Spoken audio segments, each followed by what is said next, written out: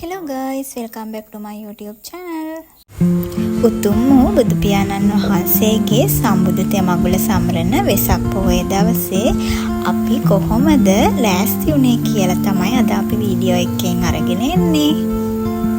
හැම අවුරුද්දම වගේ මේ අවුරුද්දෙත් ඉතින් ඔන්න මම ලෑස්ති වෙන්නේ වෙසක් කූඩු හදන්න. ඉතින් සාෂාත් මගේ ළඟටම වෙලා වෙසක් කූඩුව හදලා අලවලා ඔක්කොම කරලා ඉවරනකම් ළඟටම වෙලා හිටියා. වෙසක් කූඩුව අලවන ගමන් ඉතින් මෙයා ගැනත් අපිට බලන්න වෙනවනේ. මේ අවුරුද්දේ ඉතින් අපි කූඩු දෙකක් හදන්න තමයි මේ ලෑස්ති වෙන්නේ. ඔන්න ඉතින් අපි දැන් පළවෙනි කූඩුව බාගෙට අලවලා තියෙන්නේ.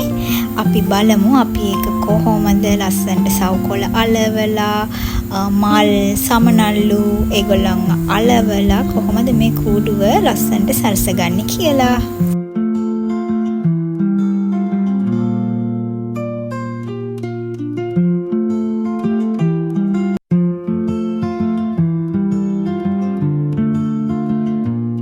පළවෙනි කූඩුව ඔන්න ඔය විදිහට ලස්සනට සරසගෙන අපි යමු දෙවෙනි කූඩුව හදන්න.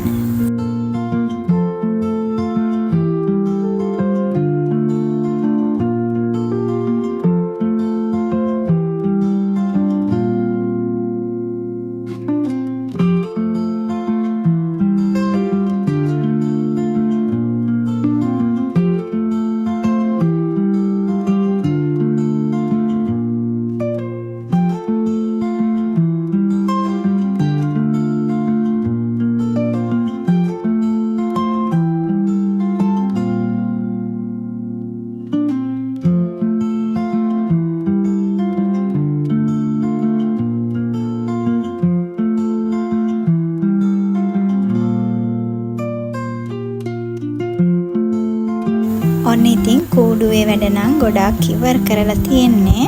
මේ බලන්නකෝ ඉතින් මෙයා කූඩු දෙකම මං අලවලා ඉවර වෙනකන් තාමත් නිදි.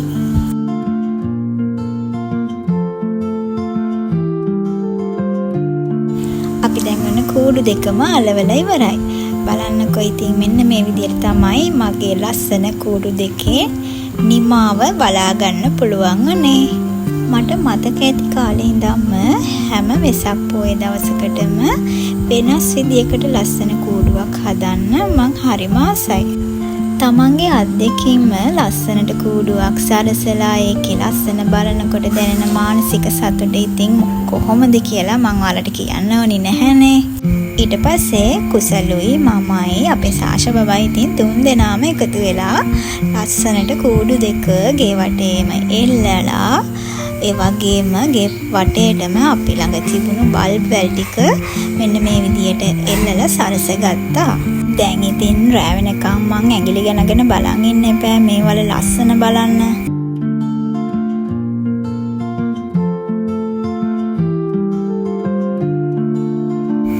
දැන් එහෙනම් අපි බලමු අපේ ගෙදර වෙසක් සැරසිලි කොහොමද රෑට ලස්සනට වෙරුනේ කියලා.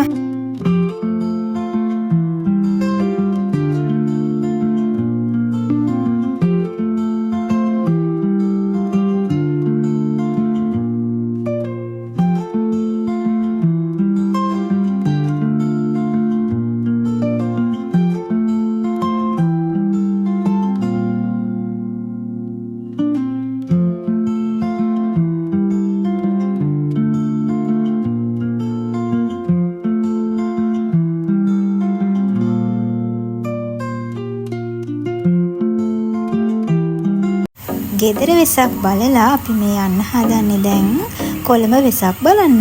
අපිට ඉතින් බලන්න පුළුවන් වුණ ලස්සන වෙසක් නිර්මාණ ටික මම මේ වීඩියෝ එකේ අගට ඔයාලට බලන්න දාලා තියෙන්නේ. ඔයාලා ඒ ටිකත් බලලා අද අපේ වීඩියෝ එක ගැන අදහස් පහලින් කමෙන්ට් කරන්න ඔයාලා අමතක කරන්න එපා. එහෙනම් ආයෙත් අලුත්ම vlog එකක් අරගෙන එනකන් ඔයාලා හැමෝම පරිස්සමින් ඉන්න. බයි.